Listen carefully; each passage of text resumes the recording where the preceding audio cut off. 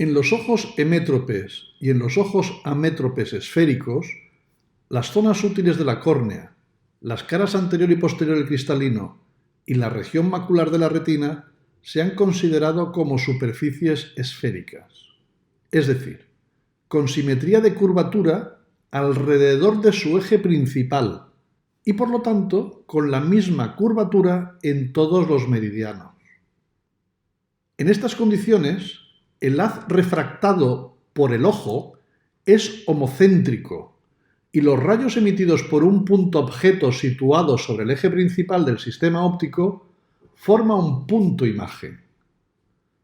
Sin embargo, cuando las superficies refractivas oculares presentan diferentes curvaturas en los diferentes meridianos, no se puede formar un punto imagen desde un punto objeto.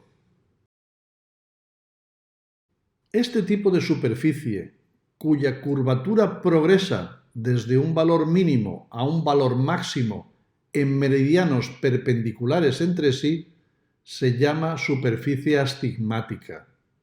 Y en ella, los rayos emitidos por un punto objeto no sufrirán la misma desviación en todos los meridianos.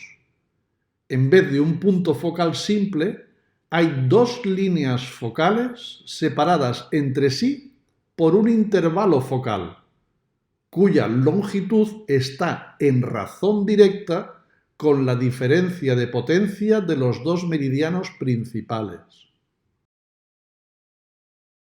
La córnea y las superficies del cristalino son los factores principales que contribuyen a que al menos exista un ligero grado de astigmatismo en la mayoría de los ojos humanos, siendo el astigmatismo corneal la mayor causa de astigmatismo ocular. Al igual que la mayor potencia de la córnea se debe a la cara anterior, también la mayor parte del astigmatismo corneal se debe a la superficie anterior de la córnea y muy poco a la superficie posterior.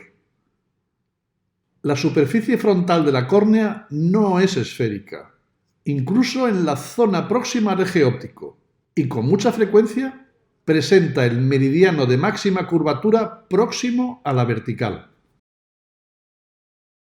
Cuando el meridiano principal de mayor potencia está cercano a la vertical, el astigmatismo corneal se conoce como astigmatismo directo o según la regla o a favor de la regla.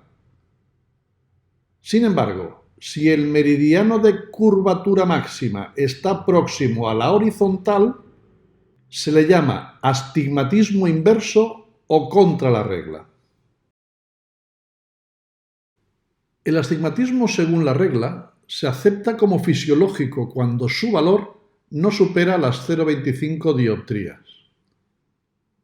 Es probable que este tipo de astigmatismo se deba a la presión constante del párpado superior sobre la córnea, que provoca un aumento de la curvatura vertical y un aumento de la potencia en este meridiano.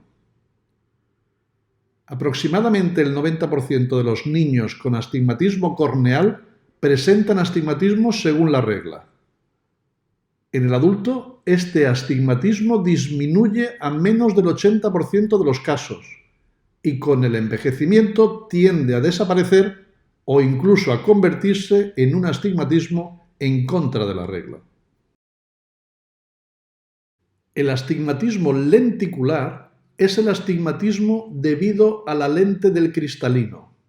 La causa puede ser una asimetría de curvatura de cualquiera de las superficies o de ambas, aunque es difícil hacer medidas precisas.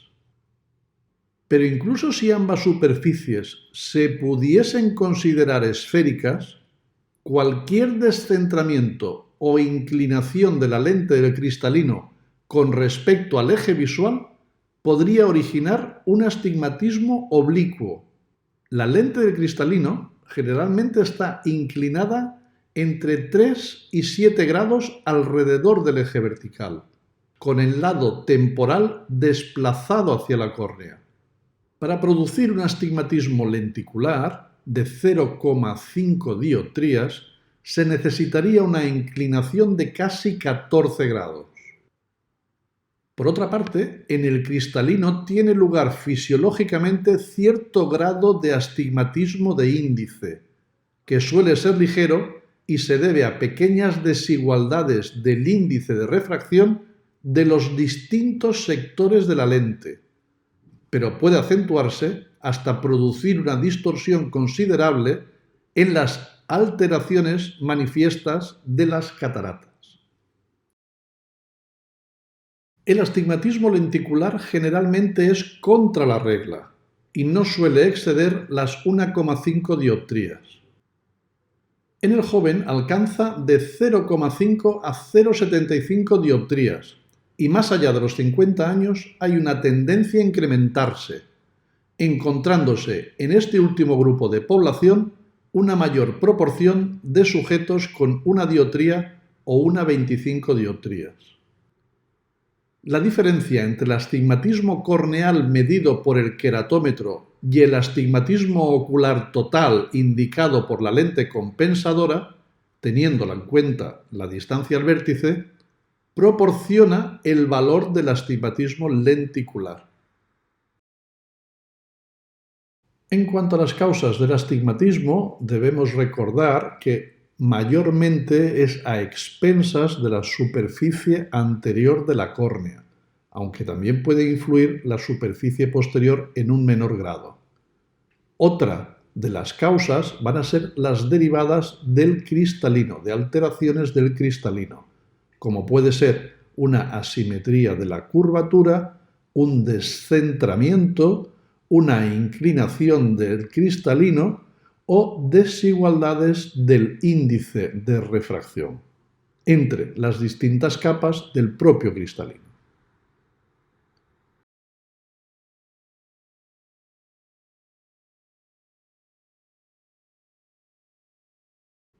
El astigmatismo ocular generalmente es un astigmatismo regular, es decir, la refracción para cada meridiano es igual en toda su extensión y los dos meridianos principales forman un ángulo recto.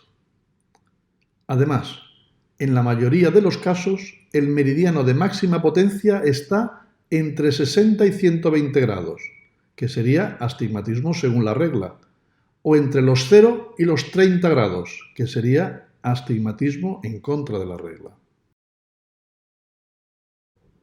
Cuando el meridiano de máxima potencia se halla en cualquier otra dirección, y siempre que los meridianos principales estén en ángulo recto, el astigmatismo es oblicuo. Con muy poca frecuencia, en el astigmatismo bioblicuo, los meridianos están cruzados oblicuamente y no son perpendiculares. Asimismo, muy raramente la curvatura de los meridianos no es regular. Es el caso del astigmatismo irregular, en el que la potencia refractiva no es la misma en los diversos sectores de un mismo meridiano. Este astigmatismo se produce patológicamente en deformaciones corneales y no se va a poder compensar por medio de lentes.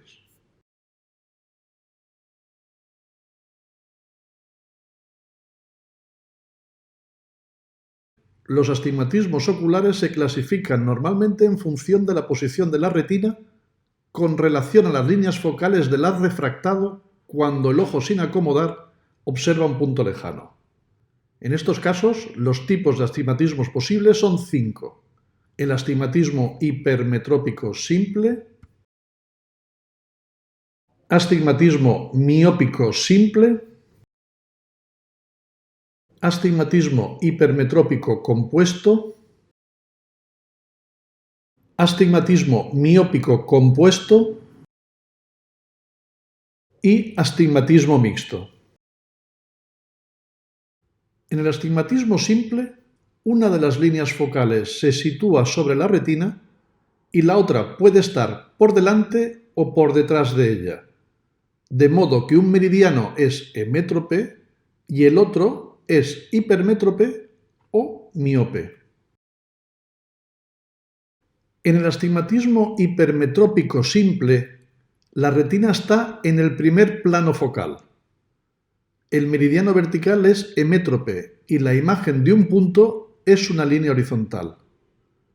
el meridiano horizontal es hipermétrope y los rayos refractados por este meridiano se enfocan por detrás de la retina.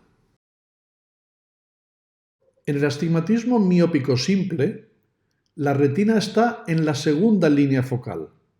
El meridiano vertical es miope y el horizontal emétrope. En este caso, la imagen retiniana de un punto es una línea vertical. En el astigmatismo compuesto, ninguna de las dos líneas focales se sitúa sobre la retina, sino que quedan por delante o por detrás de ella. El estado de refracción es totalmente hipermetrópico o miópico. En el astigmatismo hipermetrópico compuesto, la retina está delante de las dos focales y los dos meridianos principales son hipermétropes, siendo la imagen retiniana de un punto una elipse borrosa de mayor eje horizontal. En el astigmatismo miópico compuesto, la retina está detrás de las dos focales, siendo los dos meridianos principales miopes, y la imagen retiniana de un punto es una elipse de eje mayor vertical.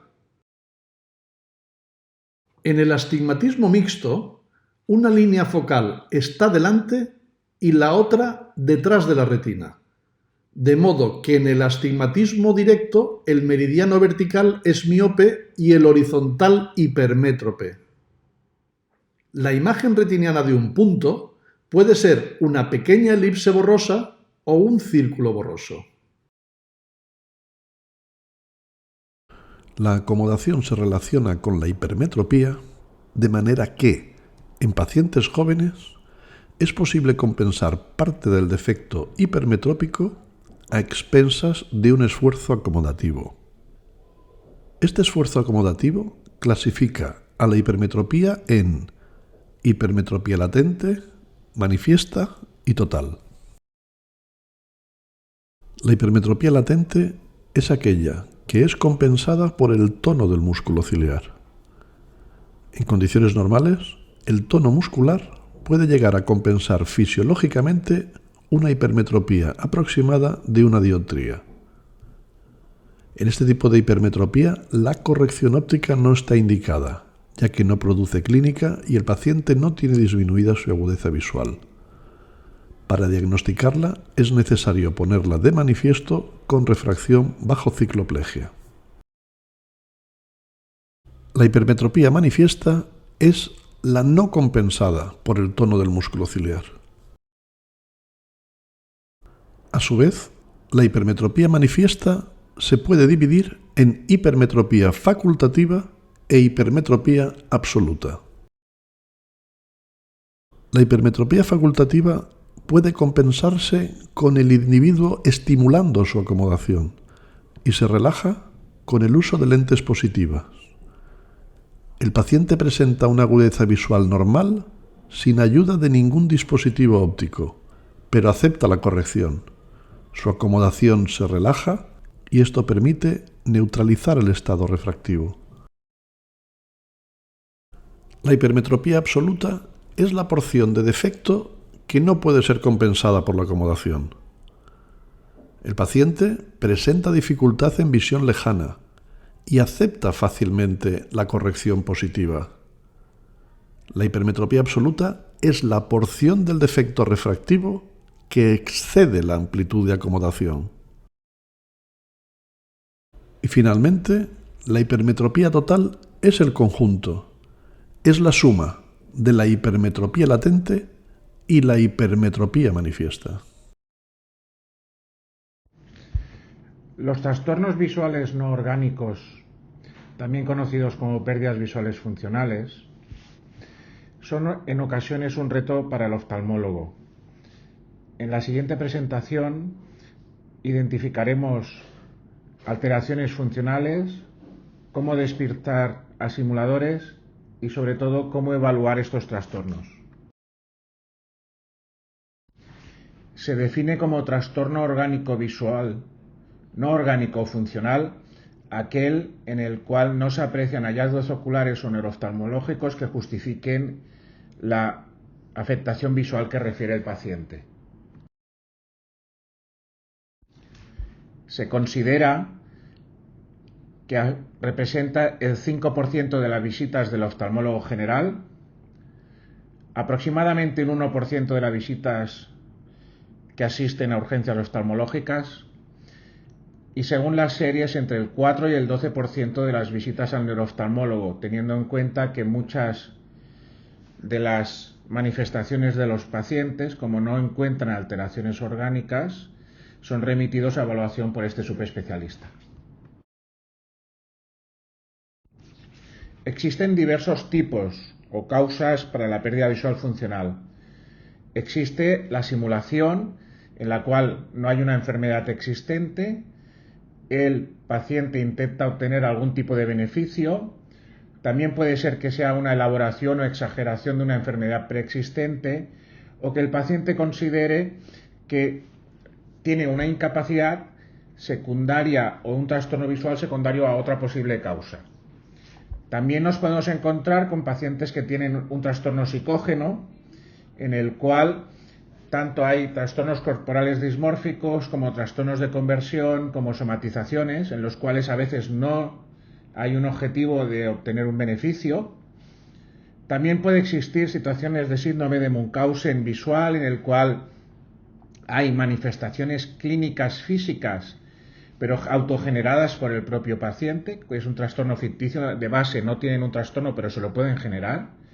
Y finalmente existe la situación que es la disimulación, en la cual lo que el paciente intenta es, raramente, pero manifestar que tiene mejor capacidad visual de la que tiene por una patología de base. Lo podemos ver a veces por ejemplo, en conductores que necesitan una mejor agudeza visual para tener el carnet. Respecto al tipo de trastorno que puede presentar un paciente de una pérdida visual no orgánica, puede ser de los siguientes tipos. Puede ser de visión, tanto de agudeza visual como de campo visual, o bien de ambas cosas. Trastornos de motilidad ocular, trastornos de tamaño y reactividad pupilar, trastornos en la posición y en la función palpebral y también anomalías en la sensación corneal y o facial. El más frecuente de largo es la disminución de agudeza visual. Suele afectar más frecuentemente a niños y adultos jóvenes y en su mayoría son de sexo femenino. Puede ser de causa psicógena, sin que haya ningún tipo de obtención de beneficio, o puede ser por simulación, intentando obtener algún tipo de beneficio que no necesariamente tiene que ser económico o de incapacidad. A veces es simplemente más atención, o al prestar que, por ejemplo, un compañero de colegio al llevar gafas se le ha prestado más atención, o intentar despistar algún tipo de trastorno que pueda haber en el entorno familiar. Se caracteriza por una pérdida variable de visión que no se acompaña de defecto refractivo ni alteración de los medios oculares, ni otra evidencia de disfunción retiniana o de nervio óptico. Y puede ir asociado no solo con disminución de agudeza visual, sino con alteración de los colores, con anomalías en el campo visual o ambas, y también puede a veces acompañarse de otros trastornos como dolor, fotofobia, deslumbramiento intenso. Siempre que se aprecia una disminución de agudeza visual sin causa orgánica o sin posible causa orgánica, hay que establecer un diagnóstico diferencial y a veces hay que hacer pruebas complementarias. Con la ambliopía, con afectación por ceguera cortical, con neuritis óptica retrovulvar, pero en estos casos veríamos defecto pupilar aferente, con distrofia de conos y bastones, o bien con retinopatías paraneoplásicas, o bien con lesiones compresivas, tanto quiasmáticas como retroquiasmáticas. Y ante la sospecha de alguna de estas afectaciones, se deben realizar inicialmente las pruebas complementarias correspondientes y dejar la pérdida visual funcional como un diagnóstico de exclusión.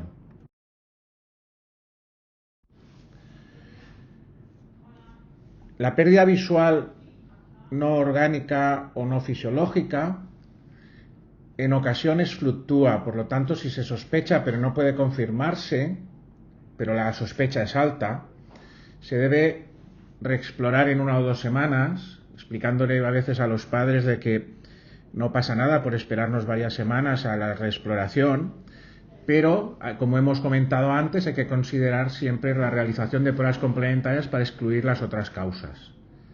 Realizar un campo visual, una autofluorescencia, en ocasiones para descartar retinopatías ocultas, tomografía de coherencia óptica, a veces es necesario incluso una angiografía fluoresceínica, pruebas funcionales retinianas como el electroretinograma, ya más raramente los potenciales evocados, y a veces incluso para descartar causas compresivas, la realización de neuroimagen. Existen en ocasiones signos que nos tienen que hacer sospechar inicialmente a veces de que estamos frente a una pérdida visual no orgánica. Es típico este artículo del grupo de Nancy Newman en Emory, en el cual explican que la probabilidad de que un paciente tenga una pérdida visual funcional cuando acude a la consulta con gafas de sol y no se aprecia ninguna anomalía es mucho más alta. El diagnóstico de la pérdida visual funcional se basará cuando el paciente tiene una disminución de agudeza visual, inicialmente en la historia clínica, y es muy importante diferenciar si la pérdida visual es unilateral o bilateral. Si la pérdida visual es muy severa, de no percepción luminosa o percepción luminosa, se puede evaluar la deambulación en consulta. Podemos evaluar, como veremos más adelante, el nistagmus optoquinético, el test del espejo, técnicas de oposición de dedos que no necesitan que ni la visión ni el campo visual sean correctos, evaluar pupilas, utilizar prismas tanto como base externo como base inferior, o bien enseñar imágenes diferentes que le llamen la atención al paciente y sabiendo que si son capaces de identificarlas, pues puedan tener mejor agudeza visual de la que describen. Pasamos a describir las técnicas una a una. Cuando el paciente refiere una muy baja visión, no percepción luminosa, es útil el nistagmus optoquinético. Es muy difícil que el paciente no desencadene un nistagmus optoquinético si pasamos las barras con un movimiento lento por delante, como vemos en la imagen del vídeo, y se considera que para desencadenar un nistagmus optoquinético la agudeza visual tiene que ser al menos superior a 1/10. Otra técnica útil es el test del espejo. En realidad viene a ser como una variación del nistagmus optoquinético, de tal manera que si ponemos un espejo delante de la cara del paciente con la severidad visual que él refiere, si lo movemos es muy difícil que se muestre incapaz de seguir sus ojos. Por lo tanto, si vemos que al moverlos el espejo de forma horizontal, de lado a lado, el paciente sigue a sus ojos y más o menos casi desencadena el nistagmus optoquinético, también sabemos que al menos la agudeza visual es superior a 1/10. Otra técnica que podemos evaluar es el hecho de hacer confrontar o hacer tocarse la punta de los dedos. Si el paciente tiene... Esto es una técnica que se puede realizar con los ojos cerrados porque solo depende de las características propioceptivas de la sensibilidad profunda, por lo tanto no hay dificultad para realizar esa técnica. Si el paciente que dice que no ve, le hacemos hacer esa técnica y resulta que hace como en la imagen de la derecha, que se presenta una separación entre uno y otro o bien empieza a hacer movimientos erráticos, también podemos empezar a sospechar de que estamos frente a una situación funcional. Otra cosa que hay que hacer siempre es descartar que no haya una afectación orgánica y para ello hay que valorar si hay defecto pupilar aferente. Evidentemente la presencia de un defecto pupilar aferente nos invalida nuestra sospecha clínica de una pérdida visual funcional, por lo tanto no es útil hacer una exploración sin evaluar las pupilas. Siempre hay que evaluar las pupilas para descartar patología oculta de nervio óptico. Otra técnica cuando un paciente tiene baja agudeza visual es colocar un prisma bien amplio de base externa o bien de base inferior, con lo cual se desencadena cierto grado de movimiento cuando hacemos el cover test.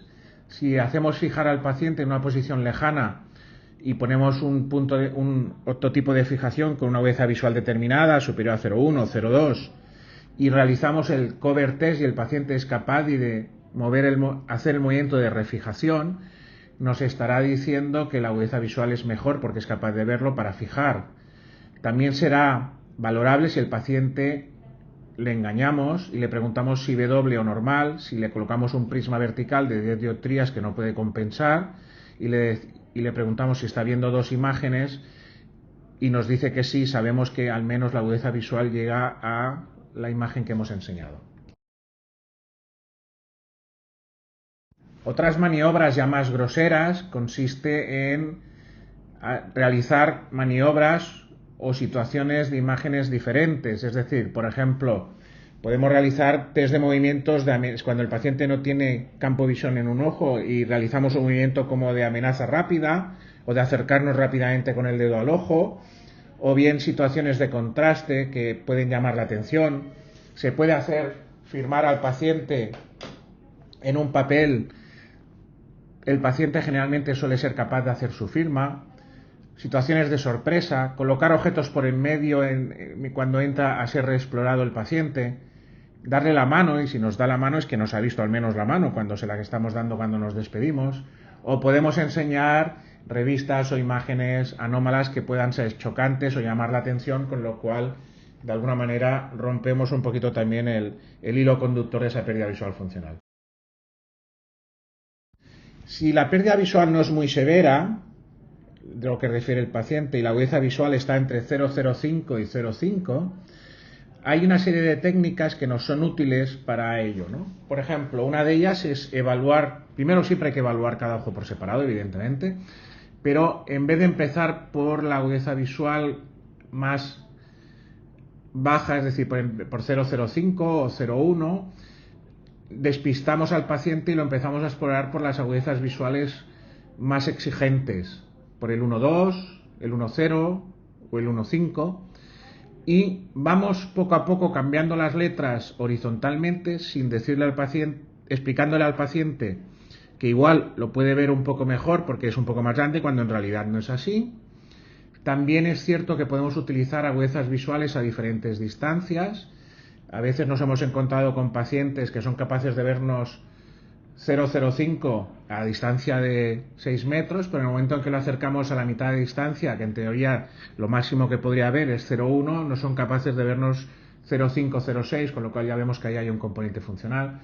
Y la otra manera es intentar evaluar si hay una cierta correlación entre agudeza visual cercana y agudeza visual lejana, porque nos podemos encontrar con que el paciente de lejos manifieste que ve mal y en cambio de cerca vea bien. Otras técnicas útiles son la de la refracción o pseudorefracción, que comentaremos después, la evaluación de la agudeza visual con el duocromo, con lo cual evaluamos cada ojo por separado, depende del filtro que tengan delante, lo mismo con el test de los colores con gafas rojo-verde, el uso de gafas polarizadas, test de disociación prismática, o bien decirle que vamos a evitar sus trastornos de medios, que puede haber trastornos de medios, corneal o cristalino, y utilizar el enfoque sobre la retina de unos ototipos como utilizaba antiguamente el Potential Acuity Meter. Cuando hablamos de refracción entre comillas, siempre hay que evaluar una refracción de estos pacientes porque hay que descartar también ambliopías, etc. Una de las técnicas que se utiliza es hipermetropizar el ojo normal. Pero nos tenemos que colocar delante en binocular y que el paciente no sea consciente de que nosotros estamos intentando engañarle, sino que a veces jugar mucho con los movimientos de las monturas e intentar que no intente ocluir el ojo normal, porque si no se dará cuenta que lo que está viendo es con el ojo anómalo o con el que él refiere que es anómalo. Una técnica que es muy útil y que a mí me gusta mucho es la que vemos en la imagen, es la de los pares de cilindros. Si colocamos delante del ojo normal un cilindro de 3 dioptrías positivo y otro de 3 dioptrías negativo, se equilibran. Entonces el paciente en binocular nos tiene que estar viendo una buena visión. Pero poco a poco sin que el paciente se dé cuenta y intentando de que no parpadee y no compare un ojo con el otro, le vamos girando los cilindros de tal manera que al final se cruzan. Al cruzarlos, en realidad no tenemos unos cilindros que se equilibran, sino que tenemos un cilindro que nos genera 6 dioptrías de cilindro. Por lo tanto, un paciente con 6 dioptrías inducidas delante del ojo sano, la visión será muy baja. Y entonces asumimos que lo que está viendo, lo está viendo con el ojo que el paciente considera patológico. Otra técnica que podemos utilizar es determinar la agudeza visual con el test duocromo. Colocamos un filtro rojo y un filtro verde, uno delante de cada ojo. Sabemos que rojo y negro se anulan y entonces tenemos una zona de los fototipos que están en negro, pero podemos determinar y saber delante de cada uno de los cristales cuál es el que está viendo en un lado o en el otro. Sabemos que lo que se está viendo con el rojo es con el cristal rojo y lo que se está viendo con el fondo verde es con el cristal verde. Otra utilidad es utilizar el test de los colores con gafas rojo-verde, que también nos puede dar evaluar si hay o no hay anomalías asociadas, aunque este es mucho más difícil de realizar y no siempre nos da un resultado tan fiable. Podemos utilizar gafas polarizadas también para determinar la estereopsis. Si le realizamos el test de estereopsis y nos dicen un ángulo de arco determinado, de una estereopsis determinada, podemos estipular más o menos cuál es la agudeza visual mínima necesaria para identificar esa situación de estereopsis. También podemos utilizar el test de disociación prismática, como hemos dicho antes, tanto para generar tropias o forias, de tal manera que al hacer el cover test, si el paciente dice que no ve nada, pero tiene el prisma delante, realizaría una búsqueda de fijación para mover hacia el punto de fijación, hacia la letra que tengamos puesta para fijar. De la misma manera, también podemos colocar una disociación prismática colocando un prisma de base inferior de 10 dioptrías delante de uno de los dos ojos y preguntarle al paciente si tiene diplopia o no. Como ya hemos comentado, otra de las alternativas es utilizar sistemas que nos permitan evitar los medios, tanto corneal como cristaliniano, y así se lo explicamos al paciente diciéndole, mire, usted puede tener una anomalía en cualquiera de estos sitios, pero vamos a proyectar exactamente encima de la retina para ver qué capacidad tiene, que es lo que utilizaba antiguamente el Potential Acuity Meter, con el fin de determinar qué potencial agudeza visual tenía un paciente si iba a ser intervenido de cataratas. También puede ser útil en estos casos si sabemos que los medios son transparentes y proyectamos sobre la retina una serie de octotipos y si no los identifica, pues sabemos que más o menos esa sería la agudeza visual que tendría el paciente. Respecto al tratamiento, hay que diferenciar claramente entre lo que es una disminución de agudeza visual funcional en un niño, que la mayoría de las veces es un proceso benigno, autolimitado y que es fácil de despistar, a las situaciones de adultos que muchas veces o bien estamos hablando de un trastorno de conversión o bien nos estamos encontrando frente a un paciente que intenta obtener algún tipo de beneficio por simulación de pérdida de agudeza visual, con lo cual es muy difícil a veces intentar engancharlos o descompensar y identificar que esta pérdida visual es funcional. Pero nuestro objetivo no es tratar estos pacientes, no es nuestro objetivo ver hasta dónde o qué es lo que están buscando, sino que nuestro objetivo es identificar si la pérdida que refiere el paciente es orgánica o no. Por lo tanto, no vamos a entrar en discusión con el paciente, sino que simplemente elaboraremos el informe correspondiente para decirle cuál es la situación y ya está, nada más. Es decir, si vemos que el paciente tiene un trastorno psicológico o psiquiátrico de base, con buenas palabras les diremos que probablemente sea una situación nerviosa, etcétera, pero no vamos a entrar nosotros en el fondo del tratamiento en este tipo de pacientes. Muchas veces no se manifiesta solo en un defecto de agudeza visual o en un trastorno de agudeza visual, sino se manifiesta como defectos de campo visual. La mayoría de las veces suelen ser de forma de retracción de campo visual. Es típica la imagen treboliforme que puede aparecer a veces. Otros a veces pueden manifestar cualquier tipo, un escotoma central unilateral o bilateral, una hemenopsia unilateral, hemenopsias bitemporales, hemenopsias binasales, hemenopsias homónimas. En estas situaciones en las cuales puede haber alguna sospecha de afectación de vías es siempre prioritaria la neuroimagen.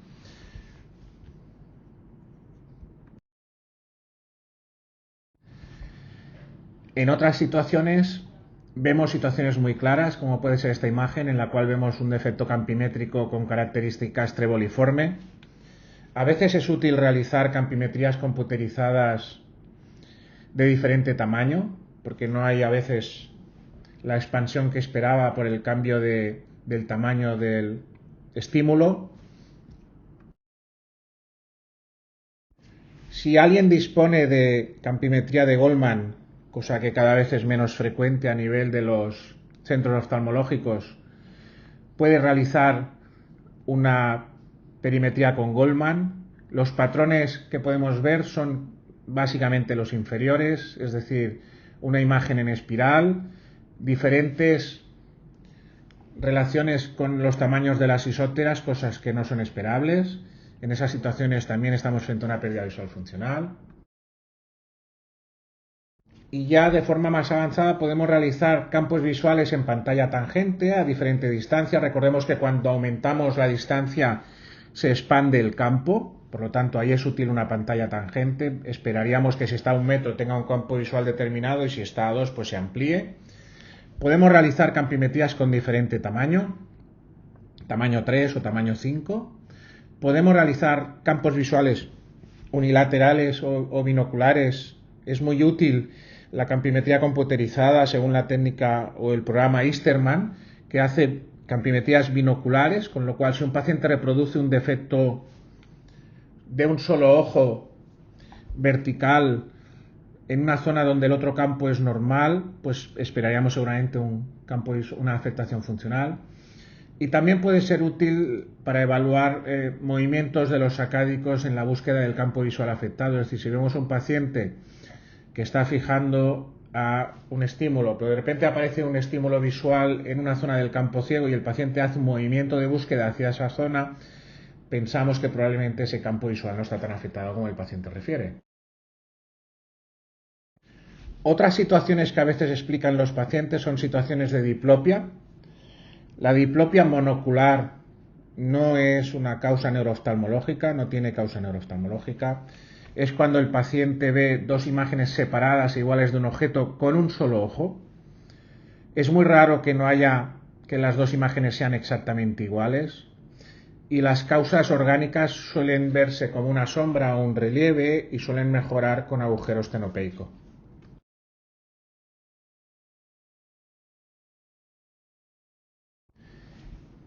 Ya para ir concluyendo, otros trastornos de motilidad que podemos encontrar son alteraciones en la motilidad y en el alineamiento ocular. Hay pacientes que pueden tener trastornos de la fijación, nistagmus voluntario, como vemos aquí en una antigua actriz folclórica española, oscilación voluntaria de los sacádicos. También podemos encontrar trastornos de la motilidad y la fijación, y ahí el más frecuente y que a veces es de difícil manejo es el espasmo del reflejo de cerca. Muchas veces estos pacientes pueden tener algún tipo de antecedente traumático y manifestar que se manifiesta desde entonces. Ya es más raro que haya parálisis de la mirada vertical y horizontal. Excepcionalmente podemos encontrar parálisis o insuficiencias de convergencia. Ya os digo, el más frecuente en los trastornos de motilidad o de fijación suele ser el espasmo del reflejo cercano, un espasmo acomodativo. Otros de los trastornos no orgánicos de la acomodación son el espasmo acomodativo o espasmo del reflejo de cerca, en lo cual vemos una fluctuación de endotropia en mirada próxima, y es importante mirar en ese momento el estado de las pupilas, porque serán pupilas generalmente muy mióticas. Ya más raramente es la debilidad o parálisis de la acomodación. Pueden existir también trastornos no orgánicos o no patológicos del tamaño y reactividad pupilar, como podría ser, por ejemplo, la anisocoria esencial. Otras situaciones que podemos ver es a veces los pacientes que están tomando algún tipo de medicación pueden encontrarse con pupilas con tendencia a estar algo más dilatadas, sobre todo si están tomando anticolinérgicos, antidepresivos o psicotropos. Y finalmente puede haber situaciones en las cuales el paciente se haya puesto algún tipo de colirio midriático, bien de forma voluntaria o bien de forma involuntaria, en la cual aparece una pupila fija dilatada, pero que es inducida secundariamente por dicho efecto farmacológico. Asimismo, existen trastornos no orgánicos de la función palpebral. Uno de ellos puede ser el blefarospasmo, que puede necesitar a veces tratamiento con toxina botulínica. Otras veces el blefarospasmo, en el momento en que se despista al paciente, desaparece. Entonces podemos diferenciar entre un blefarospasmo esencial o un blefarospasmo voluntario. Y también puede existir tosis que, a diferencia de la tosis miogénica o aponeurótica, es una tosis en la cual se produce una bajada de la ceja, con lo cual sabemos que es una tosis inducida por el propio paciente. Existen trastornos de la sensibilidad facial y corneal. Puede haber anestesia o hipoestesia en algunas situaciones. Y puede haber, tal vez más frecuentemente, hiperestesia, en la cual el paciente presenta una hipersensibilidad exagerada. Puede asociarse a veces con otro tipo de enfermedades. Puede haber trastornos no orgánicos del lagrimeo. Se han descrito situaciones de lágrimas de sangre, en la cual el paciente se ha autoinyectado lágrimas o sangre en el fondo de saco, o incluso lágrimas de cristal, en el cual salió en un periódico que una paciente era capaz de llorar lágrimas de cristal y en realidad eran pequeños cristalitos que la propia paciente se colocaba en su fondo de saco.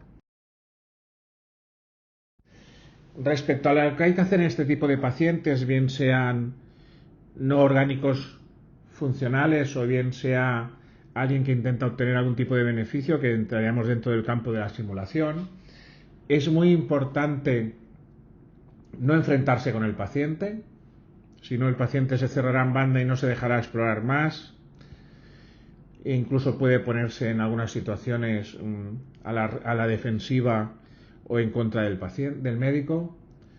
Demostrar siempre, para tener la certeza, que hay una inconsistencia entre la exploración y los síntomas que refiere el paciente. Documentar que no hay ninguna alteración orgánica, y para ello muchas veces se necesitan pruebas complementarias, bien sean imágenes de fondo de ojo, campos visuales o sobre todo pruebas estructurales, como puede ser una tomografía de coherencia óptica o resonancia magnética. Y tener presente que en el informe hay que poner: en el momento actual no se objetivan alteraciones que justifiquen la sintomatología del paciente. ¿Por qué hay que poner en el momento actual? Porque no podemos asegurar 100% que no puede haber algún tipo de alteración orgánica de base, pero en ese momento nosotros no la veíamos, o puede ser que más adelante haya otro tipo de patología en la cual el paciente manifieste algún tipo de clínica. Entonces hay que poner siempre en el informe la fecha y el momento de la exploración y cuándo es y con qué pruebas nos objetivan dichas alteraciones. Una serie de mensajes para tener presente. En primer lugar, que la pérdida visual funcional es una sospecha clínica cuando se han excluido otra serie de posibles causas orgánicas, que hay que pensarla cuando hay discordancia entre las manifestaciones visuales del paciente y la serie de pruebas que les hemos ido haciendo, que para confirmarla muchas veces necesitamos tiempo, a veces diversas exploraciones en el tiempo y muchas veces pruebas complementarias que no necesiten de la colaboración del paciente. Por lo tanto, muchas veces tenemos que hacer potenciales evocados, electroretinograma, OCT o pruebas de neuroimagen. tener en cuenta que los pacientes que llevan larga evolución no han pasado por muchos oftalmólogos, suele ser más difícil el poderlos filiar con esta pérdida visual funcional, porque son pacientes que ya conocen nuestras pruebas y están muy elaborados. Por lo tanto, hay que tener un arsenal muy amplio de pruebas para que no siempre el paciente sea explorado con la misma. Tened en cuenta también que no es función del oftalmólogo ni el tratamiento ni discutir con el paciente esos beneficios que pudiera obtener, ni tan solo hay que poner las limitaciones que puede tener con la pérdida que refiere, sino simplemente documentarla, como hemos visto en el informe anterior, y hay que hacer un informe detallado siempre sin suposiciones no razonadas y que sea muy sostenible con los datos clínicos que tenemos. Es decir, si decimos que un paciente tiene una probable pérdida visual no orgánica, hay que decir la neuroimagen es normal y decirlo los hallazgos de neuroimagen, el OCT es normal, las incongruencias de las diversas exploraciones en diferentes días o las disociaciones o discordancias entre las pruebas y la visión que manifiesta el paciente. Muchas gracias.